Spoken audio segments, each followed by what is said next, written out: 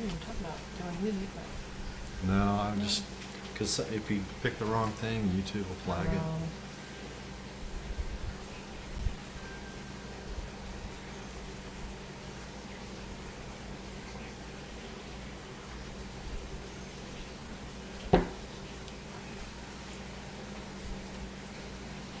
It's there. Yep, it's on you. That's okay. There it is.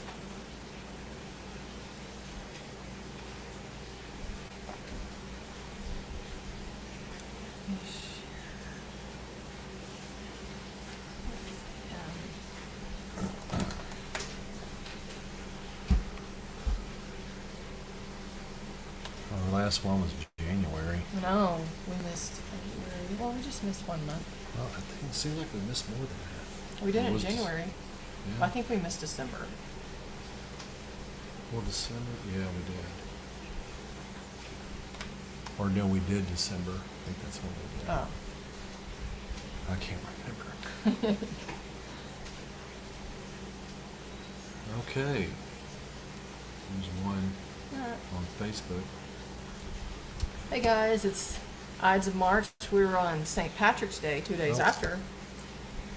2 days. Yeah, 2 days 2 days after. late, but it's our 4th anniversary Yep. of doing this. We're Ides of Apocalypse. We've taken On YouTube. Yeah, we've taken 2 words that the world has tried to corrupt and make bad things, and the Ides are a good thing actually, especially the Ides of March. Shakespeare corrupted that with his Julius Caesar nonsense. The Shakespeare play. And we're hearing it right now. There's birds chirping in the air. There's new growth coming. It's beginnings, and Ides were always the probably beginning of should the be year. the new year. Paying off debts, There's celebrating the, planting of the new harvest, and it was a time of celebration.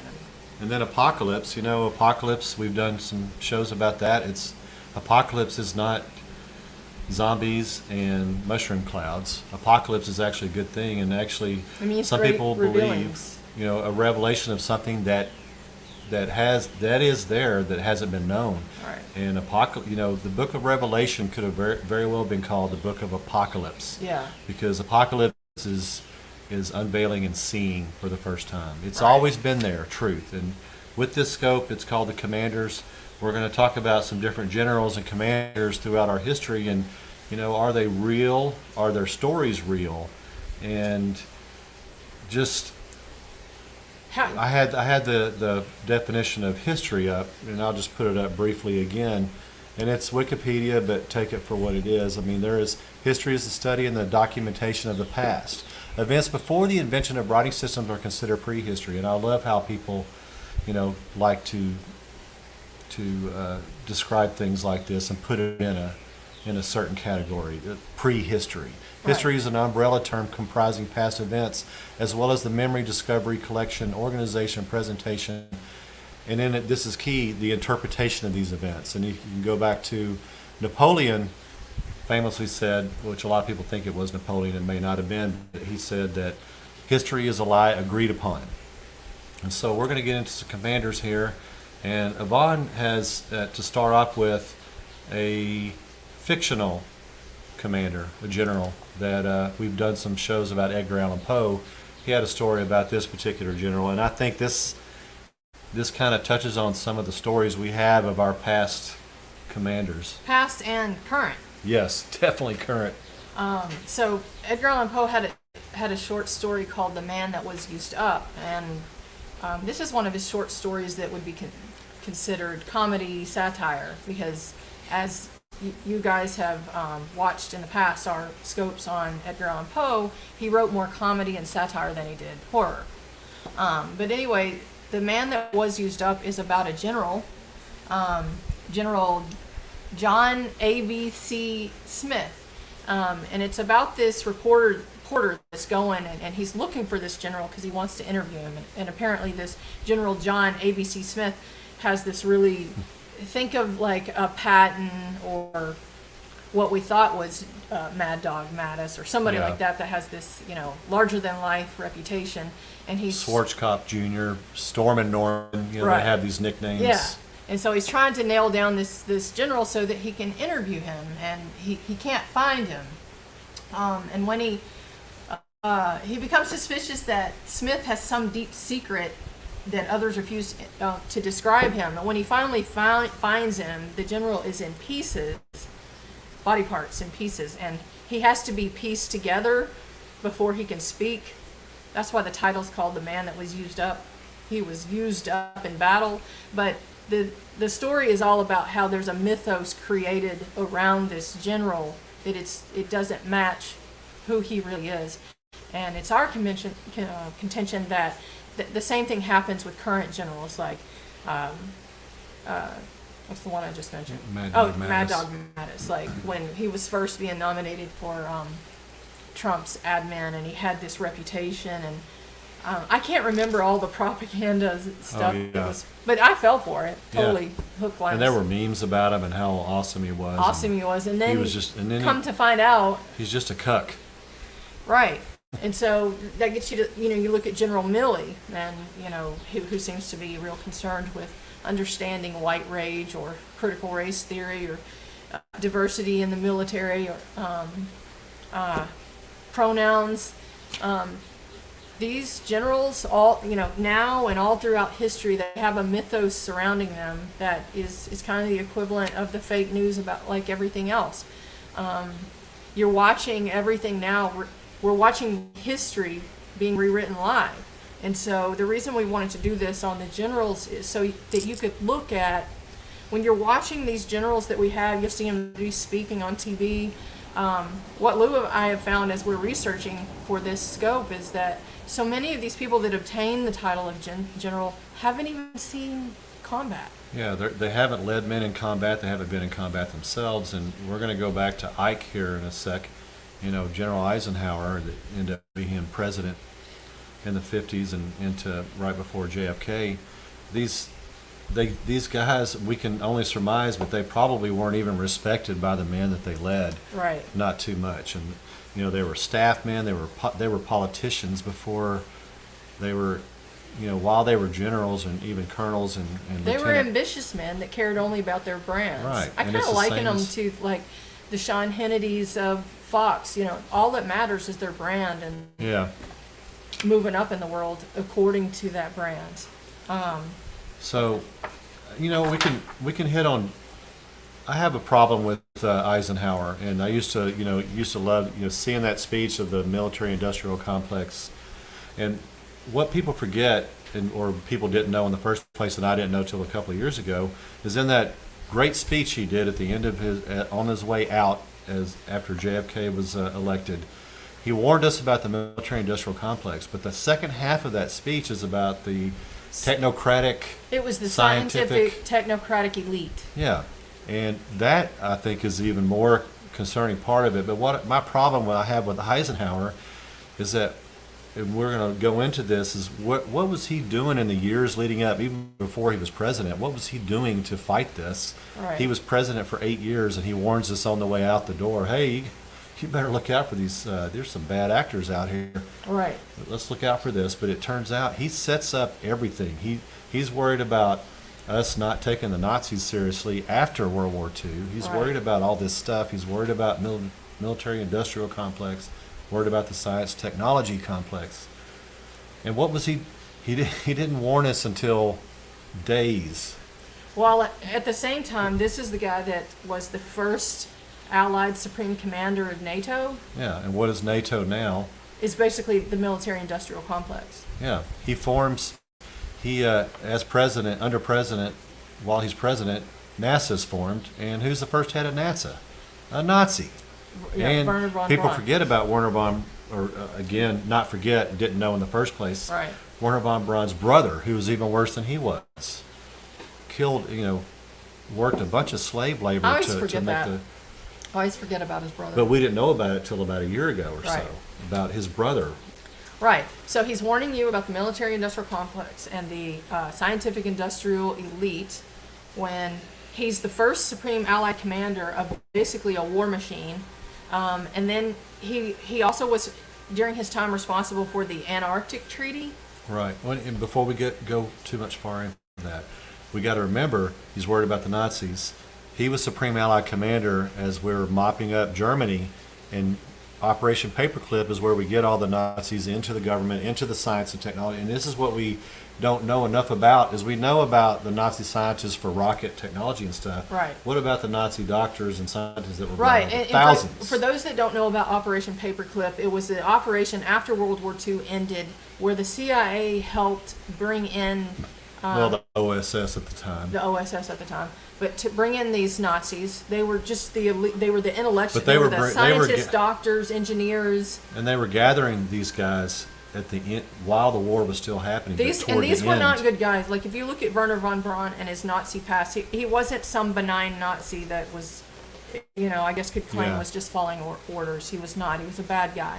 And apparently, supposedly there was 1,900 Nazis that were brought in through that. Through our research, we believe that it was probably more into the hundreds of thousands. Yeah. But it was our government. Well, and did that. Eisenhower Did that. was in Supreme Allied Commander while they were trying to gather these guys up as the war was ending.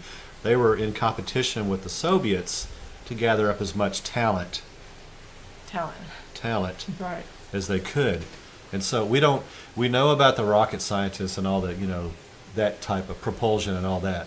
But how many of these Nazi science doctors were they doctors too? Like Right. how many, the ones that committed horrendous acts during the war? Yeah, we So- only know about Dr. Mengele. So going but back there's to probably before more. the World War II even ends, you've got Eisenhower who warned us about military industrial science and technology. He was instrumental in the beginning of bringing a lot of these bad actors to Right. America. And as far as he was responsible for the Antarctic Treaty. Which is, that's a very... That's a whole we, nother we could rabbit look hole. into that a whole lot more, but we have this treaty signed in 58? 58, I think, and all these countries get together to protect Antarctica from basically humans. And you have to remember, this is in the middle of the Cold War. Cold Is it the War. beginnings of the Korean War? Korean War's already over, but you're Okay. getting into Vietnam is happening with the French. The world is and then we're not- coming. But we're in this with the Soviet Union at the time. Russia's still a signatory of this. But you managed to get all these countries all to agree on the Antarctic Treaty, which, it's actually a doozy where, your average Joe cannot go visit the Antarctic Not on your own. Treaty. You can't just go and say I want to explore. You can't. It's supposed to demilitarize it. It's supposed to protect the And environment. what they do there is a lot of scientific research. Supposedly. One of the things Eisenhower warned us about was that Right. scientific, I don't know if a lot of you know that John Kerry on election night 2016, November 3rd, he went to Antarctic he went to Antarctica Yeah. for 2 weeks. And for some reason, Hitler was obsessed with Antarctica. Yeah. And you can look up this, and to back up real quick, on these commanders and all the topics we're going to discuss, each single one could be an episode, 2 hours, Yeah. 3 hours. We're just going to be broad strokes. Yeah. But, Antarctica, Hitler was infatuated with it. Don't know why. Supposedly Operation High Jump in the 50s, which is under Eisenhower. Right.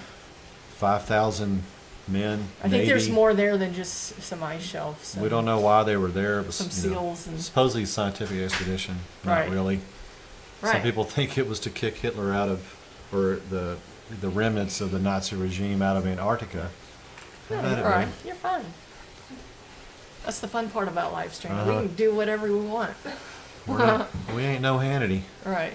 That's say that for the people in the back. But anyway, so the Antarctic Treaty happens under So even Eisenhower. now, we're all these nations are cooperating right now with keeping Antarctica secure from Yeah, even now. the bad humans. And if you start looking at how many people, how much equipment, how much of the military is actually over there, there's so much more going on there. And part of that treaty is to demilitarize it, so that there's How's no. it?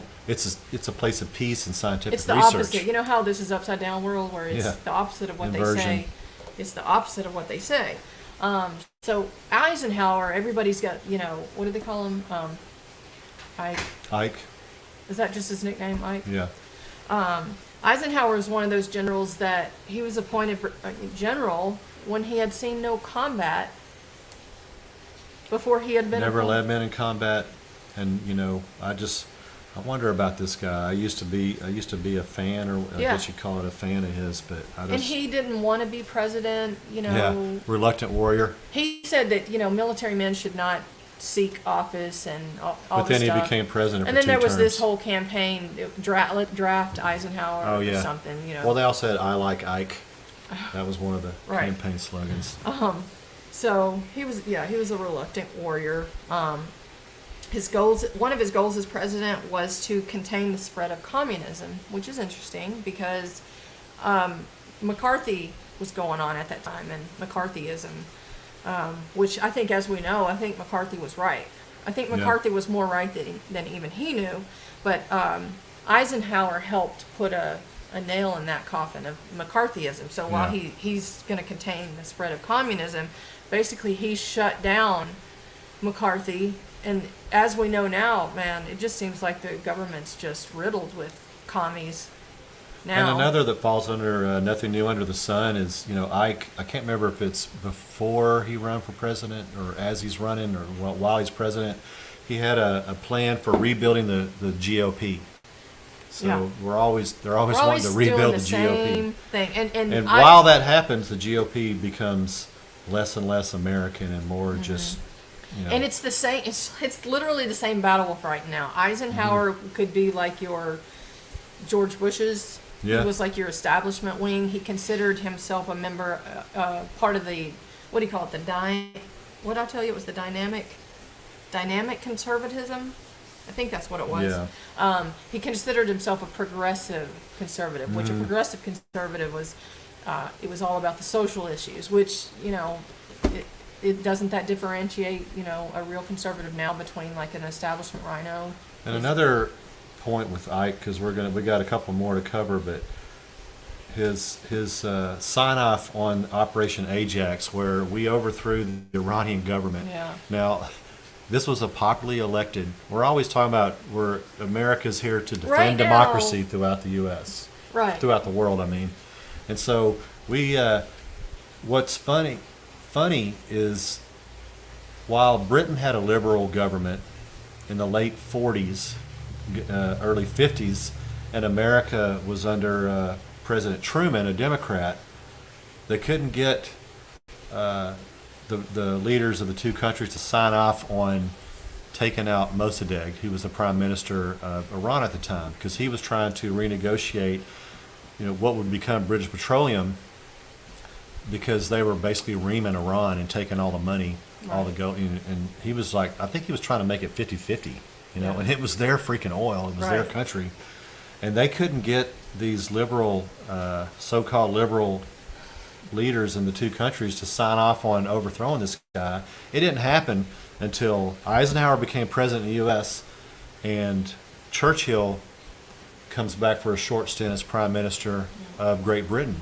And so then they get signed off, and the CIA takes the lead on it, and that'll lead Speaking into. of, we're not finished with Eisenhower, but we'll take a detour here to talk about Operation Ajax, where we removed a duly elected. He was a popular prime minister in Iran. So before we had the Democracy. whole upheaval in during the Jimmy Carter years, with Which was that Ayatollah Khomeini stuff was a reaction to what we did in '53. Unintended consequences, or who knows, maybe it's intended consequences, but that was General Stormin' Norman's dad.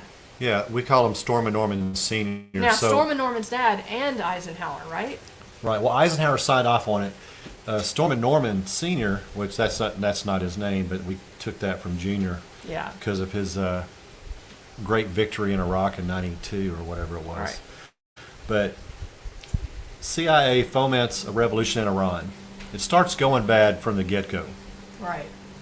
The Shah flees because what the CIA was going to do is get rid of this popularly elected prime minister who was trying to negotiate with soon-to-be British Petroleum. It was called something else at the time, to get more of their share of the oil that was coming out of their own soil. So the Shah flees. The CIA was going to install him as the leader. He was still the Shah, but the prime minister had a lot of the power. So he flees to Rome, and who does America send to Rome to talk the Shah into going back to Iran so they kind of regrouped and changed their tactics, and the revolution was successful. But they sent Norman Schwarzkopf Sr. to Rome. He was a general at the time, and I can't remember what he did during World War II. But he was. Yeah, I don't active know in what it. he did in World I looked War II. into him a little bit. Like you could He was involved in the Lindbergh baby kidnapping. So he was the investigation of the kidnapping. Schwarzkopf Sr. was the first head of the Highway Patrol, state of New Jersey. You know, back then in the early 30s, that's when we started getting highway systems throughout the country. And so all the states, and here's another thing is it's kind of curious, is that all the states' highway patrols are kind of organized the same way. They all came about the same way. They're, to regulate interstate traffic. Yeah. And but Schwarzkopf Sr. Eisenhower, that was one of his things in his presidency. The interstate system. Interstate system. But it started in the 30s with the highway patrols kind of started coming about. Yeah. So he's the first head of the New Jersey Highway Patrol. And who was the first on the scene after the Lindberghs contact say, hey, report that their baby's been kidnapped? Right. Schwarzkopf Sr. So there's just some curiosities. I don't know what it means. Right, and but, Storm and Norman, has a big, that's, everybody loves Storm and But Norman. why, here's the thing is with,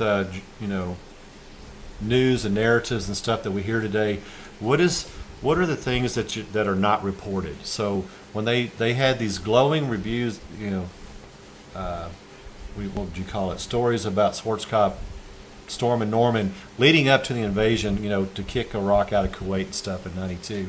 All right. Why did they omit the illustrious career of his dad? I never heard about any of this stuff. Never knew anything about it. It was his all dad. about how awesome Storm and Norman was. Yeah, and you think about that first Iraq War and Storm and Norman's reputation that precedes him. The whole lie that got us into the first Gulf War was that Kuwait, we didn't know it at the time, she was a Kuwaiti prince, right? Prince's daughter, who was in Congress and that babies were being thrown out of incubators, and that was a great performance. But that lie got us into the war that created the mythos for And then you got Storm a question and Norman. with the bona fides of Schwarzkopf Sr. How was Junior raised? Storm and Norman, how was he raised? And what was he a political animal from the beginning, from when he was in college? And right. I assume he went to West Point. We didn't look into him a whole lot. When you read about a lot of the elites, like Peter Strzok, I want to say Lisa Page, there's an Iranian angle. Storm and Norman grew up. His younger years, he went to school in Iran. Not sure where, but there's a lot of people in the swamp that have Iranian ties. That's what it was. Schwarzkopf Sr. was in Iran during World War II. Yeah. That's what I was trying to remember what his bona fides were. So why did they send him to Rome to talk to Shah? They sent a U.S. general to talk to Shah of Iran to go back. So America is sitting here so holier than thou watching Russia doing what they're doing with Ukraine. While, our whole past up until recently is we've been meddling in the affairs of the world. Well, especially from World War II till now, we've been screwing with all of them. Right.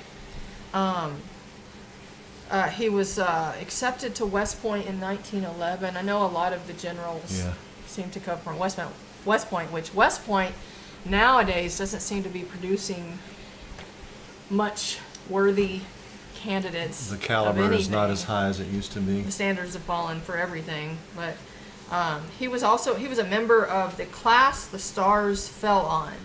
So when he graduated West Point, I can't remember how many people graduated in that class. It was like 50 something, you said. Well, there was 59 members that became generals from Right, 1911, but I can't remember how big the class was.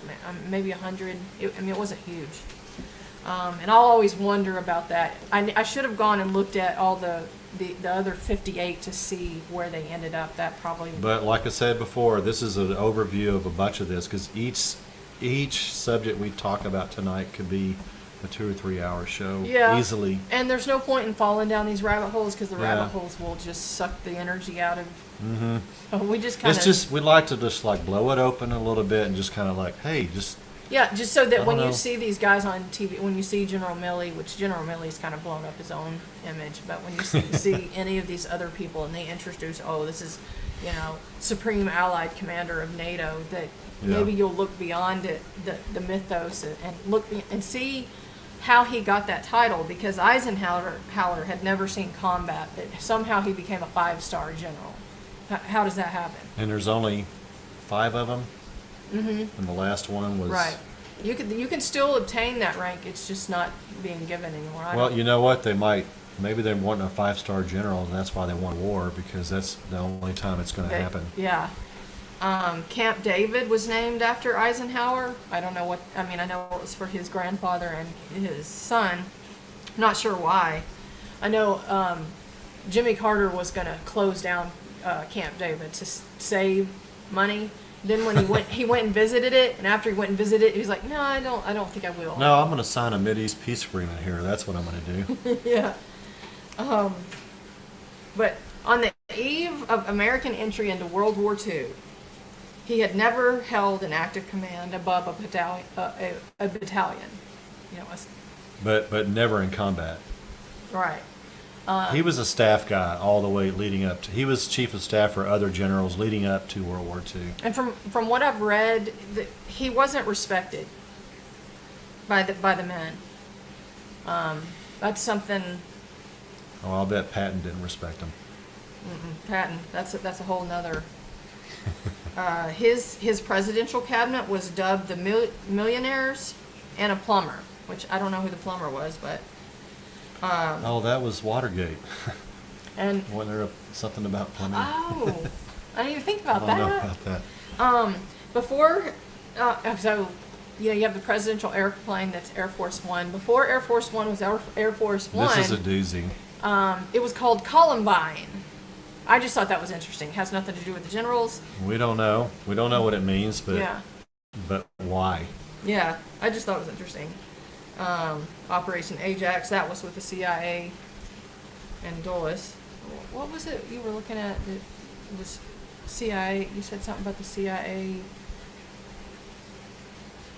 I don't know. I'll think of it in a minute. Eisenhower created NASA. Right. NASA, the Antarctic Treaty, where they stress where scientific research takes place. So the two things he warned the people about, Right. he was Instrumental in creating. going back to World War II and making happen. So I don't, I'm glad he said something about military-industrial complex and scientific because technology. there actually is. But I think that goes to the rules of this world that they do have to tell the truth. And so Yeah. he was maybe trying to cop a plea on the way out or something. Right. But he wasn't some brave soul, I don't think. Right. So when you think of any of these generals, General Mad Dog Mattis he's the polar opposite of what they painted him. What was And that? Storm and Norman, if he were, he's probably still alive, I guess. But Yeah. if it was the same situation now, but instead of Iraq, it's Ukraine against Russia, the way Russia is now, would he be so bold and have such a lopsided victory? Yeah, with- would he? And also with the internet the way we have it and social media Yeah. able to debunk. I wish we could have started seeing, well, what's up with your dad back in '92? Like, what's up with your dad? Right, right. What Is that really, why we're back here in the first Wait, place? what really happened with the Lindbergh? Because Charles Lindbergh was like one of the first America First. Well, I think he came up with it, or the group they were America First in the Yeah. 30s, and they were leading up to World War II. They did not want Right. us So getting was that involved. was that a government operation to say, hey, it's a need nice to- family you got, Yeah, you be a shame if you lost more than your kid. right? And so Who knows? what you need to pay attention to with these generals, there's Ulysses S. Grant. There's all kinds of famous generals, and you look back who have been written about fondly, and just like we found out with Edgar Allan Poe, the opposite of his reputation is actually Almost the what exact opposite. Flip it upside down, and then so go back and look at generals that don't have such a glowing record, and look at what's written about them. Now, General Patton carries with him because have they made movies about him? Oh yeah. But when you start researching him, they don't like him. No. They write negative. Well, the official story is about how Ike had to discipline him all the time, and Right, you know, Ike had he to sit on, discipline Patton. They If took anything, Patton disciplined Ike. they took him out of a command of an army for a while because of slapping a soldier or whatever. but Right. Things like that, and I'm just like, It could be the opposite. what's the soldier the slap, real story? What's the real Patton. story? And Patton's an interesting character too, because when World War II ended, he wanted to continue. He wanted to go on to defeat the Russians, didn't he? Yeah, And because you say we would have to eventually, and now people are using that quote or whatever that Patton said to antagonize for, well, now we got to deal with Russia now. And Right. that is not the case. Right. I do not think. Uh-uh. Because Russia, I think, is probably fighting for their survival right now. Mm-hmm. And Ukraine is the patsy, the proxy between us and whatever Yeah. else the world that's with the U.S. Right. There's a great meme when it says world indignation or something, and it just shows the U.S., it shows a map of the world. It shows the U.S., Canada, NATO, and Australia. So this is what it means when the world's, upset about something. right. And so Patton, he wanted to finish off Stalin because it was going to be a problem. And he was right. But he died. He ended up dying In a car a accident. mysterious car accident. But I challenge you just to go and pull up, Eisenhower. Read how they write about Eisenhower and read how they write about Patton. And Patton has a resume. He had a Yeah. fighting history. But Well- if you go back and research a lot of these generals, a lot of them didn't have any combat experience. It's kind of like you think of like Vindman probably would have gotten promoted with Hillary as president. Who knows? He still might Yeah. get promoted now. But it I was don't that. know why. I don't know why he doesn't go to Ukraine and become the defense minister, I because they know. could sure use him right now. Yeah, Because they offered it to him twice. I three. think it was. No, three times. Ooh. 3 times. So if Well, when you deny 3 times, there's something to do with that. oh, that's right. It's a spell. So if the media currently is writing glowingly about somebody or negatively about somebody, you can pretty much know what's true. Just flip it upside down. You can do But the same for especially history. now when it's not just the media, but it's every actor, every every famous person, and everybody stands with Ukraine, which I don't know what the hell that means. 'Cause Yeah. Ukraine's really far away. Right. The 5-star rank general was first created in the U.S. military during World War II because of the awkward situation created when some American senior commanders were placed in positions of commanding Allied forces of higher ranks. Some being Ike. Yeah, I think Ike. it was just Yeah, for it was just for Ike. Ike. So he got placed over those who actually should have been his superior. Right. Well, and the main reason that the U.S. could, that Roosevelt could say, well, my man's going to be Supreme Allied Commander is because the U.S. had the resources and Britain was on their heels, Right. with Germany and stuff. So it was basically might makes right. Right. So when you hear all this stuff that's going on with Ukraine and NATO and Zelensky, he's the good guy, So and it's he just wants to join and be a part of NATO. What's the big deal? NATO, to me, NATO was like an American-created war machine.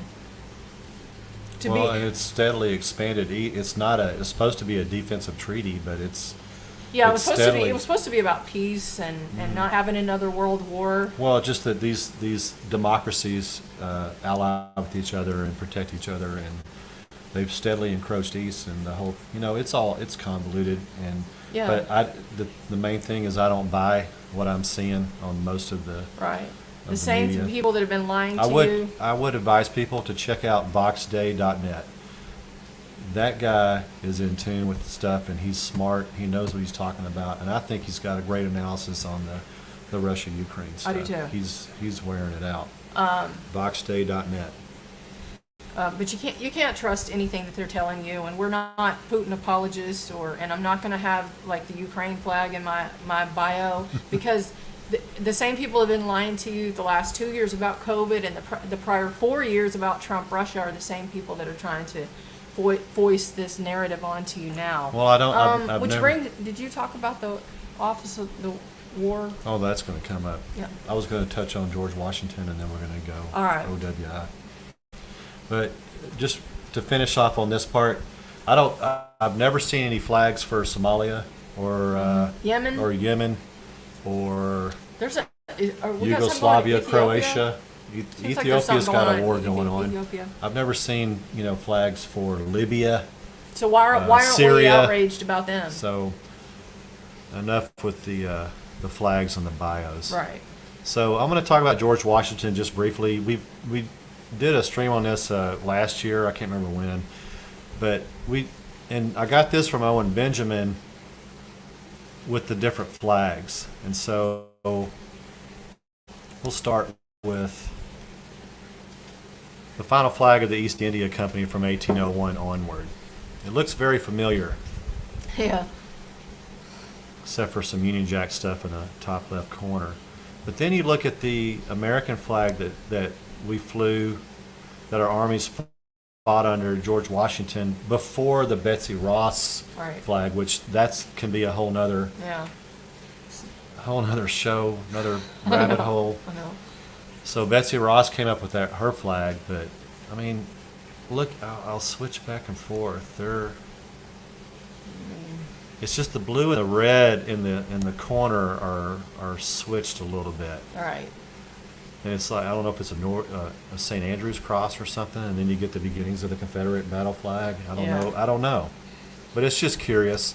And I just wonder if any of you guys ever listen to Crow 777 radio. He's talked about, they've had shows about, was George Washington the 14th president of the United States, not the first. So I think it's incumbent upon us to ask questions of what we've been told all our lives. Right.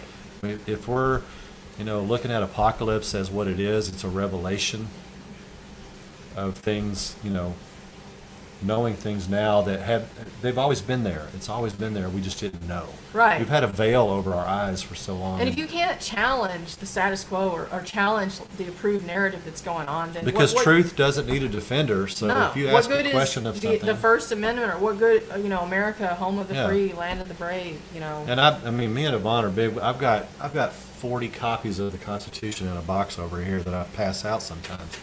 We're a big Constitution, Revolutionary War, patriot, all this stuff, but we're starting to question a lot of things. And was it really what we've been told? Because we memorized things in school. We didn't Right. we didn't learn things, and we didn't debate for sure. I'd heard of debate clubs, but in my high school, I never saw a debate club. I never Right. debate teams. But debate teams became, you just win an argument whether it was true or false. So that's what that started to be. So right. we're just touching on George Washington, but I'm going to get into Franklin Roosevelt. So we've all heard the story, and you can pull up the YouTube All right. so we can see.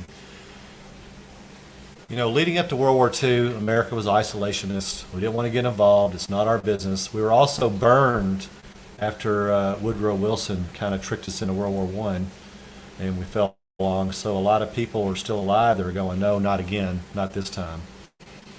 So the story, the narrative goes that America, the population and most of Congress were not for getting involved with World War II. Roosevelt had to walk a thin line between trying to help Churchill and Britain, and even helping Stalin and the Soviet Union when Hitler invaded in 1941. Mm-hmm. That the attack on Pearl Harbor by the Japanese, that galvanized the country. It changed everything. And so we start looking, and I found this from Yvonne telling me about the guy who was the author of the story that became It's a Wonderful Life. Oh, yeah. So he ended up working for this organization, what would it be? The Office of War Information that Roosevelt started in 1942. He started it the very month during the Battle of Midway or shortly after. So a big reason that he formed the Office of War Information was to help galvanize the American public to back the war. So in 42, 6 months after Pearl Harbor, supposedly it galvanized everybody, Congress, Right. everybody's on board. Well, no, that's not the case. The American public confessed a lack of understanding as to why the world was at war and held great resentment against other Allied nations.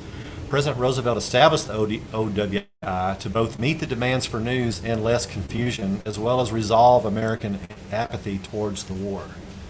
So in the summer of 42, it seems that the American public was still not for this thing.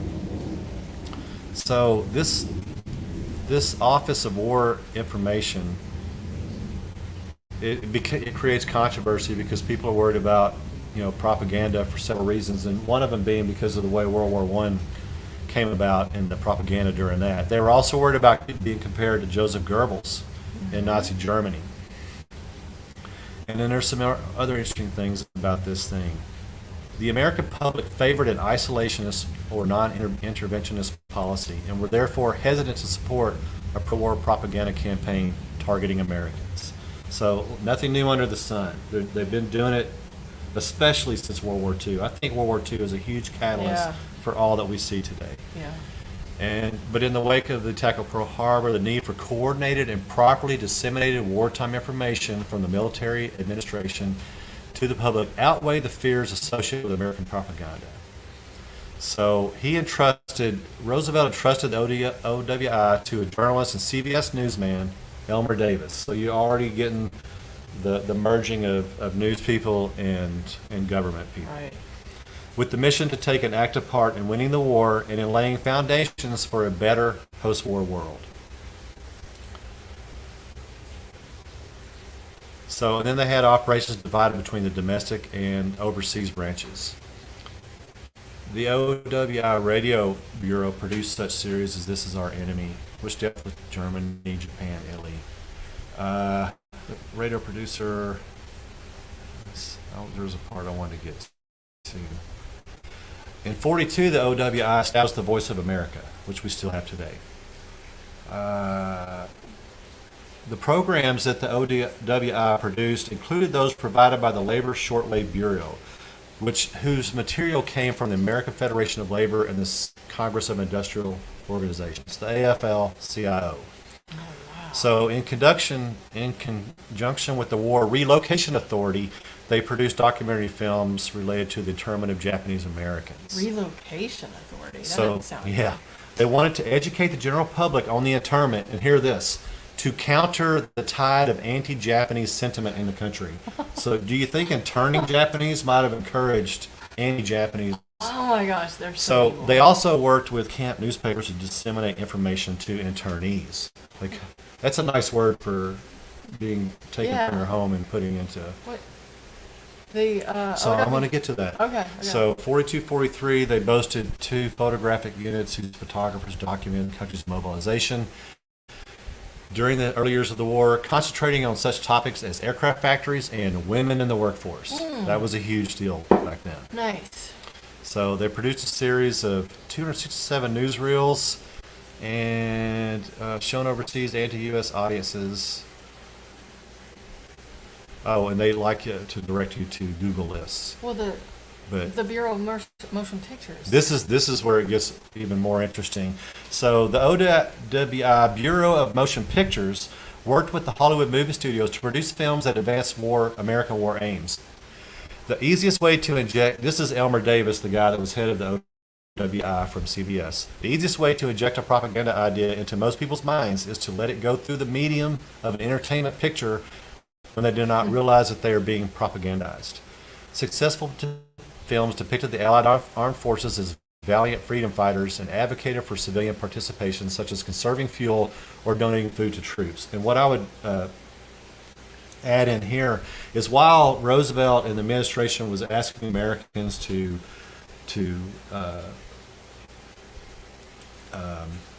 conserve everything and grow, you grew food in your Freedom Gardens. Freedom Gardens, something like that.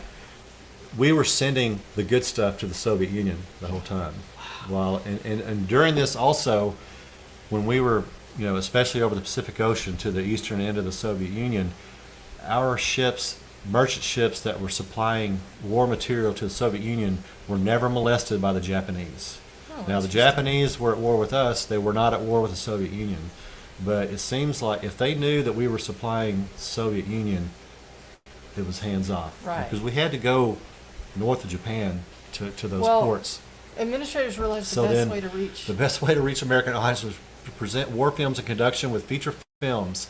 OWI's presence in Hollywood deepened throughout World War II, and by 1943, every major Hollywood studio except Paramount Pictures allowed OWI to examine their film scripts. And so you look at, and I'm going to kind of shorten this because we've been going a while, but out of the OWI, it gets disbanded in 45, end of the war. They don't need any more. Voice America goes on, Right. but the services and stuff that the OWI was doing transferred to the Department of State and to the OSS Secret Service. Right. And so that all continued on. So when we talk about after World War II that this, 60s and 70s, and there's been CIA guys come out and say that they approved scripts and they, Right. they helped almost probably write the movies.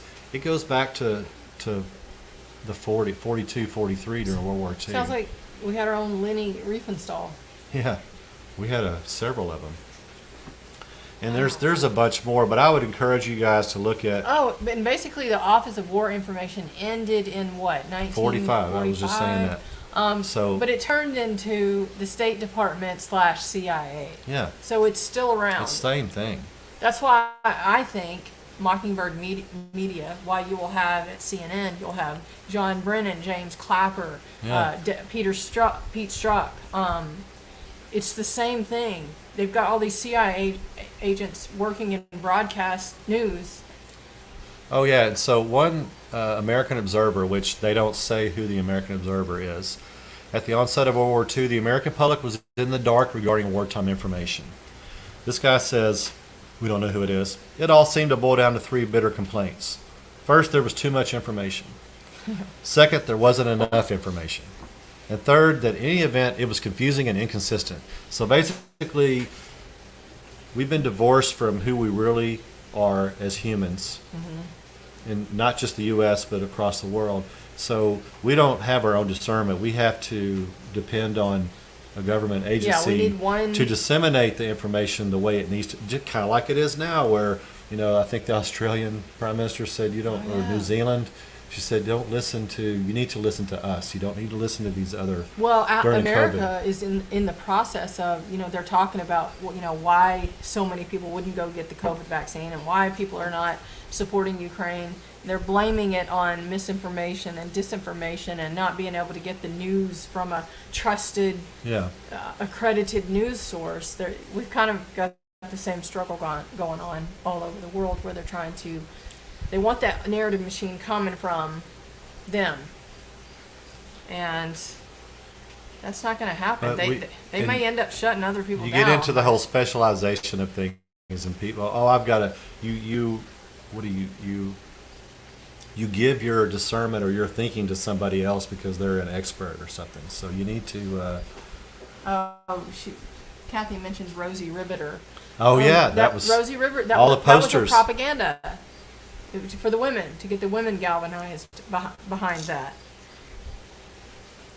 Is she on YouTube?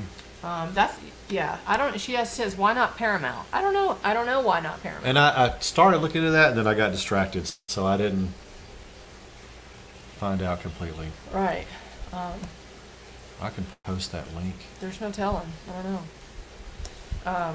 But the gist of this scope is, when you're listening to these people on TV, and we think a lot of these experts and these the people that you're watching in Joe Biden's administration that are talking about about Ukraine, Russia, like Jake, what's his name? Jake something, I can't think of his. They're not. They didn't earn those titles.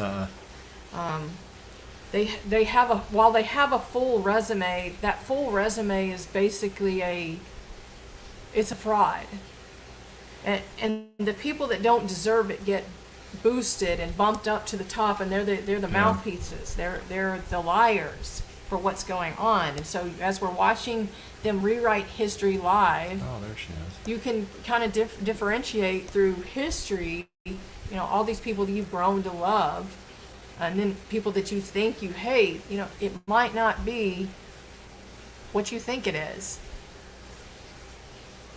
Yeah, they've definitely lost the narrative, and they're desperately trying to get it back. Hey, Kathy, I don't know if who else is on YouTube, but I put a link in the comments if you want to, anybody wants to join us. Because we miss the interaction. We get Yeah, we get a few with Periscope, views. it was so easy, and that was where we had grown our audience. And now it's hard to get that audience back. We should have been diversifying way back then, seeing the writing on the wall. But social media used to be a lot more fun than it is now. Well, they make it more difficult. Yeah. Well, we're not on Periscope because we can't. But Yvonne's on Twitter. She's whatever Twitter. Yeah, I'm on it's just Twitter. Does Twitter have a? I don't even know if Twitter has Like comments or whatever. because I can't see them. Mm-mm. Let me see. That's all we really had to talk about. What was the thing that we thought we might look into? Which? The attack of the German. Oh yeah, I gotta remember the name of that. Was it an operation or like one operation? I think it was one attack in the eastern seaboard. Yeah. Yeah, I think we'll wrap it up. Yeah, I guess that's about it. We finally got together. We're going to try to keep it going. Yeah. This is our 4th anniversary, and we're going to try to get back on track again. We missed a few months. This But last year, yeah. Appreciate you guys joining. We just hope that people we want to question things and Everything. Hopefully, and Especially things- when they're all on the same page about something Right. like this Ukraine thing. And The Ukraine thing kills me because so many people that I'm friends with on different social media platforms were totally. oh, there she is. Oh, the COVID thing was just so bogus. But Ukraine, they got Ukraine flags Right. in there. Right. See if we can get Kathy added to the stream. Click. There's Kathy. Hey, Kathy. Hello. Hello. It's been a long time. I know. I know. So, have you put a Ukraine flag in your bio? No. No. All right. I don't. Right. Yeah, that's what it should be. On the way over here to Luz, I passed by a business that had the American flag, and right below it was the Ukraine flag, and I was just like, oh my gosh. Why? It's so There was a great. easy to read people. I saw a back and forth today because somebody was it you maybe that went off on the what's her name, Weingarten? Oh, Randy Weingarten? Yeah, Education. Education union person and somebody else. They were like, "We stand with Ukraine," and it was upside down. It was yellow on Oh, top. yeah, I saw that. Well, I looked at some back and forth, and this one guy said, "Maybe you just don't. You're too dense to get it because that means they're in distress." So it's really brilliant that they did that. So then people started posting, no, because they actually deleted the tweet and they said, "Sorry, it's upside down." And the guy never commented. He kept going. He said several tweets and replied to different people. Maybe it's just too far above your head. The messaging is too subtle. And I'm like, they even posted themselves. Oh, sorry, it's upside down. I'm deleting. And then it was deleted. Yeah. Yeah, they haven't. I don't know. It's amazing to come off of COVID hysteria and how they got everybody to put the mask on so quickly, and now they're able to get people to put that Ukraine flag in your bio. Yeah, they haven't. It's like that Seinfeld episode where, are you going to The wear ribbon. the ribbon? it's sad. You would think that they had learned from COVID. But some of the people that saw COVID for what it was are falling for the Ukraine crap. Right. Oh, Might have to boot you out. let me try something. Oh, well, no. Yeah, she's it was back. She's breaking back. up, and I You were ended up frozen. interrupting you. I heard myself. Yeah, it was breaking up, and I ended up interrupting you. I heard myself come through. Oh, okay. I had the TV on mute. I had the March Madness on, so I unplugged my sling. I think it might be Ooh, better that's now. much better. Okay. Yeah. Oh, that's much better. Yeah. Seems It was smooth, doing a. but- It was doing a thing. Yeah.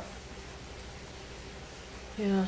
Well, I don't know. It's frustrating. I'm happy to see COVID and all that stuff end. I don't know if you saw Fauci today. No. He was he was he was he was up he was like, you know, we need to be ready if we need to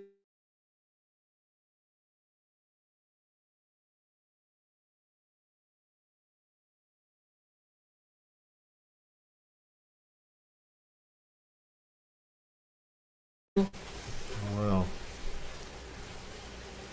they kicked her off. Let me see. okay. We'll say bye. Yeah, All right, maybe long enough to say bye. we're gonna wrap it up because I don't know how much longer we're gonna have good coverage. Yeah, it was just breaking. Yeah, it was just breaking up, and and I hear I myself hear myself back, but but a little more a caught little up. more caught up. But I just wanted to But I say just wanted to say after propaganda, propaganda, and I, as you guys, as you guys, I think, rolled get more at least, maybe you missed that. You want maybe you missed that. You want to undertake that. I don't know. It was breaking up. Shucks. next time. Perfect. Oh well, and then it's frozen again. Next time. All right. All right. All right, then. All right. All right, well, thanks, folks. We'll see you guys next month. Thanks for tuning in. That was still under an hour. Yeah. Just under.